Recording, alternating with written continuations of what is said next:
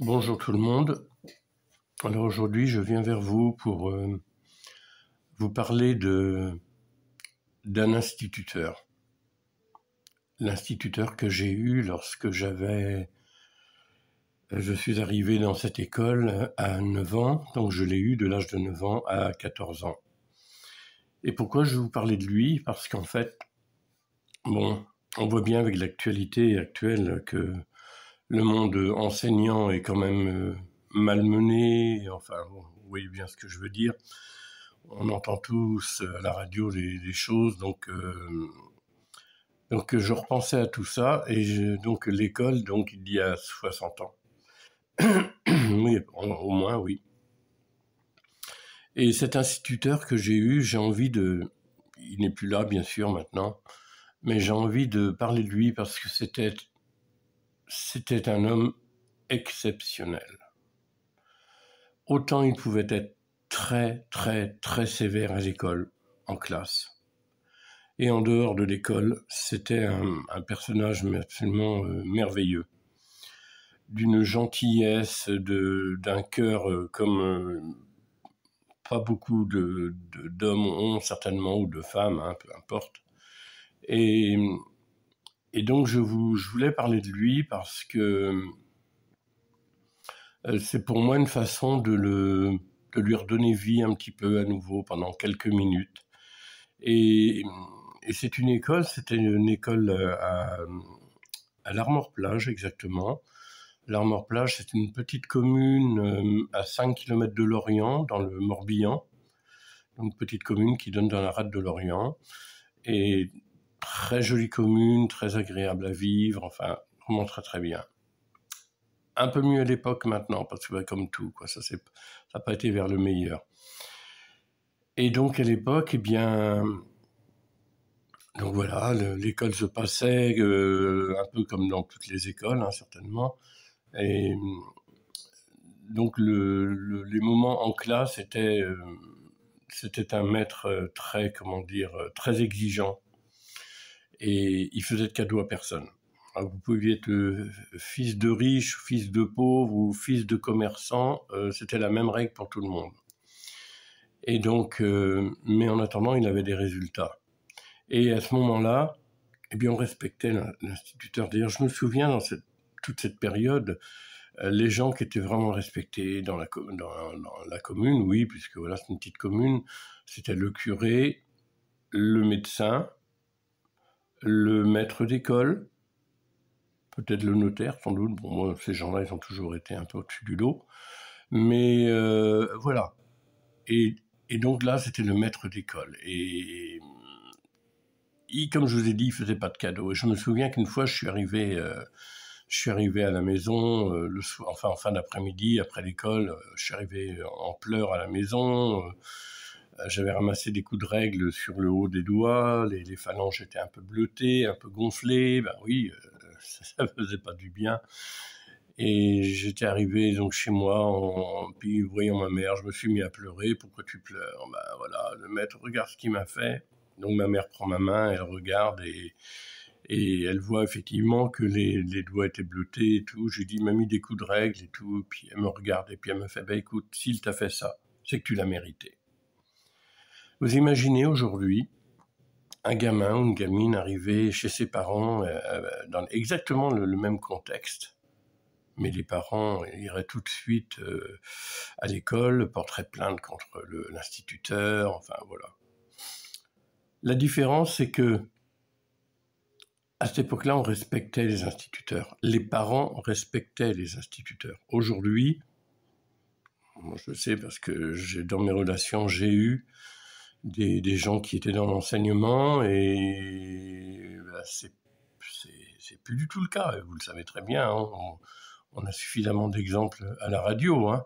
Maintenant, l'instituteur, il ose dire la moindre chose, ça y est, il se fait balancer, ou il se fait virer, ou il se fait insulter, enfin voilà.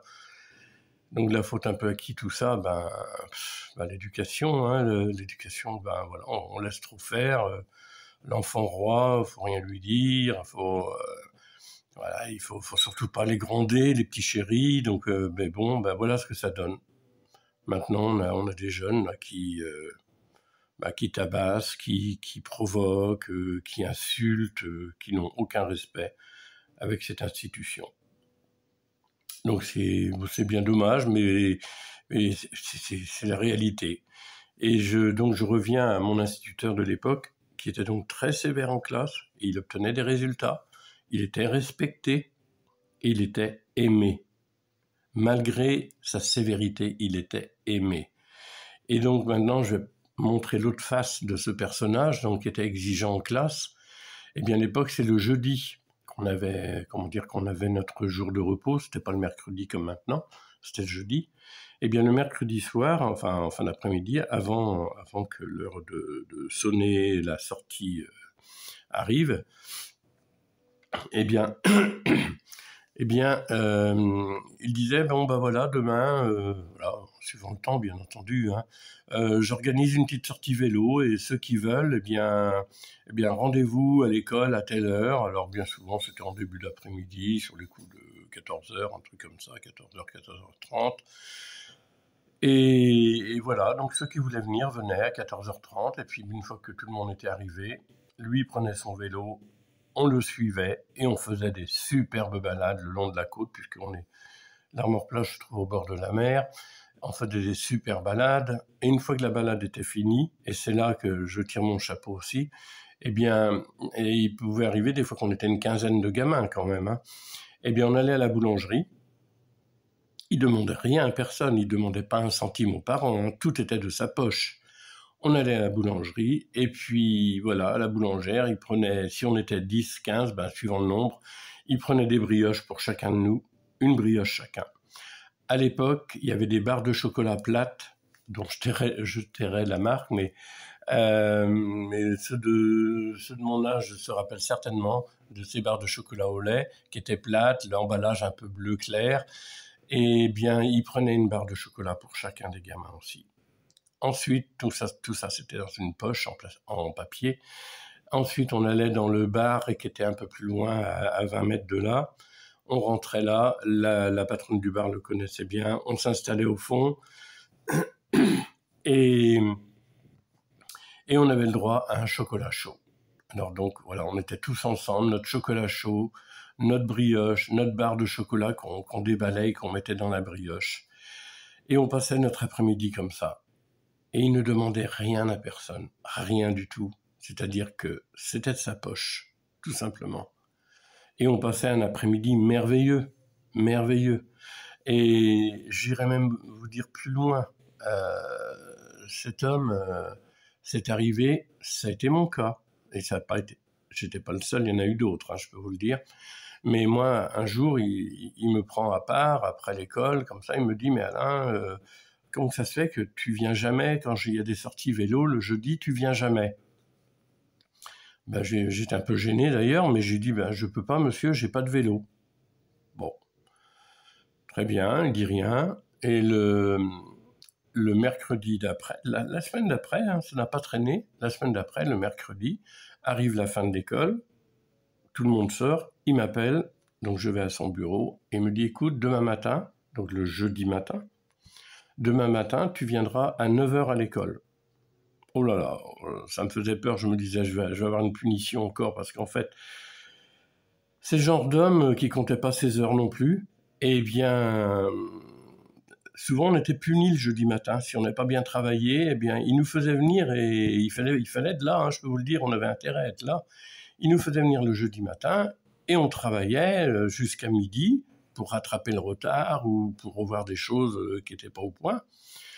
Et il n'y avait pas de cadeau, donc voilà. Donc le jeudi matin à 9h, je viens, pensant que justement c'était pour me faire travailler, et puis, mais pas du tout. La moto, puisqu'il roulait à moto, eh bien la moto était prête dans la cour de l'école, le moteur tournait, et puis il me dit tu montes derrière, mets ton casque, je t'emmène à Lorient. D'accord. Grosse surprise, moi qui m'attendais à aller dans la classe pour travailler. Donc on monte sur la moto. Bon, j'étais à 1000 lieues de penser ce qui allait se passer après. Et nous voilà à l'entrée de Lorient, je m'en rappellerai toujours, sur la gauche, à l'époque, il y avait un magasin de vélo. Il s'arrête devant le magasin de vélo. Il rentre. et moi avec, bien sûr. Et là, il va vers le vendeur et dit au vendeur, bah voilà, je voudrais un vélo pour le petit bonhomme là. Et donc le vendeur lui montre un vélo neuf, hein, pas un vélo d'occasion, un vélo neuf. Il montre les vélos, tout ça, il dit oui, ça c'est très bien. Il me demande quelle couleur je voulais, bon, je dis bleu. Et puis le vendeur me fait monter sur le vélo pour régler la selle par rapport au pédale, pour pédaler ensuite, bien sûr, être à l'aise. Et voilà, et pendant que le vendeur préparait le vélo, moi je dis à mon instituteur, je dis mais monsieur, parce que ouais, je pensais qu'il réclamerait peut-être l'argent à mes parents après, quoi, dans ma petite tête, voilà ce que je m'imaginais. Et là, du coup, je dis, mais monsieur, faut pas prendre le vélo, mais mes parents, ils pourront pas payer le vélo, ils n'auront pas d'argent pour payer le vélo. Puis là, il me regarde, il me dit, mais je demande rien, tes parents. Le vélo, c'est moi qui le paie. Et il est à toi. Et le jeudi, après-midi, quand on fera des sorties vélo, tu pourras venir avec nous. Et voilà, le vendeur est arrivé avec le vélo qui était réglé. On est allé sur le bord de la route. Le magasin était à peu près 5 km de l'Armor-Plage, donc moi j'habitais à l'Armor-Plage. Et là, l'instituteur me dit, bon, tu rentres à vélo, et moi je rentre avec ma moto, et puis on se retrouve tout à l'heure à l'école. Et ça, des histoires de ce genre avec lui, ça a été pour le vélo, mais il y a eu d'autres choses, pour des vêtements, pour des chaussures, tout ça. Et voilà l'homme que c'était.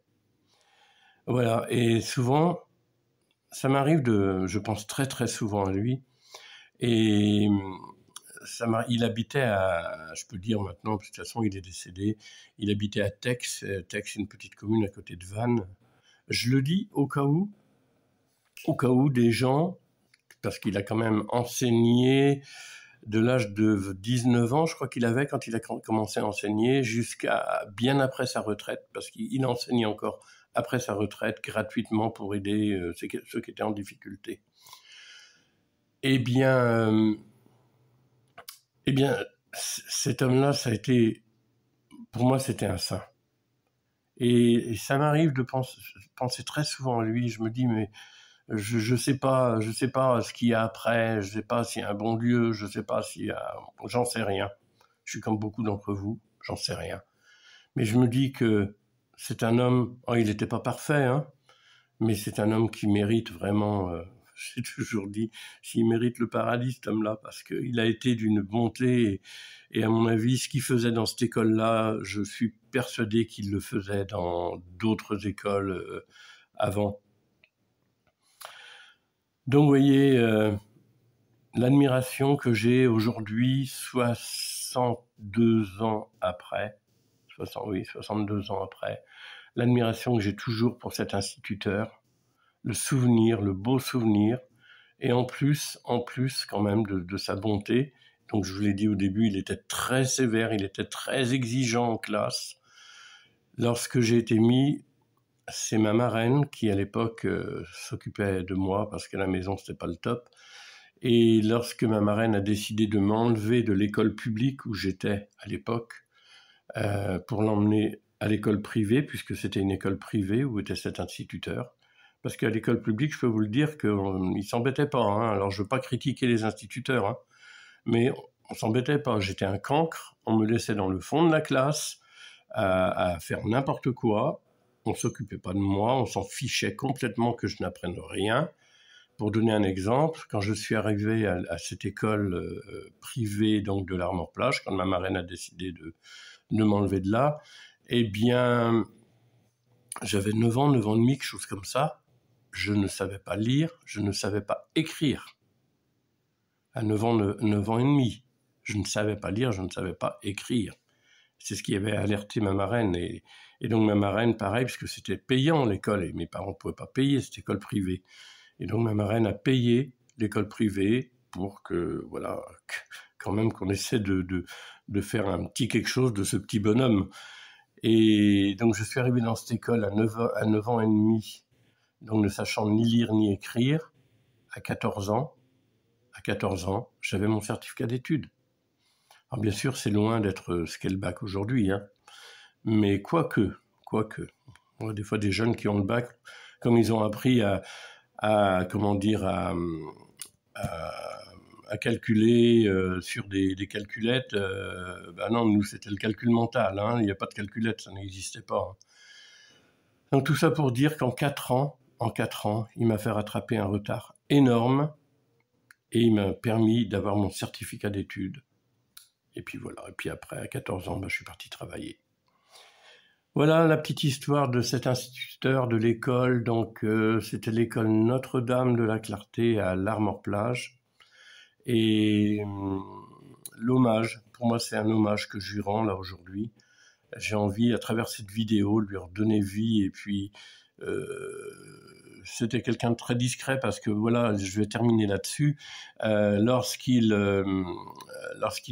achetait tout ce qu'il achetait, que ce soit des vêtements, un vélo, des chaussures, il disait toujours, et il le disait aux autres aussi, hein, parce que je l'ai su après, tu n'en parles à personne. Et si tes parents disent quelque chose, c'est moi qui paye. Tes parents n'ont rien à payer.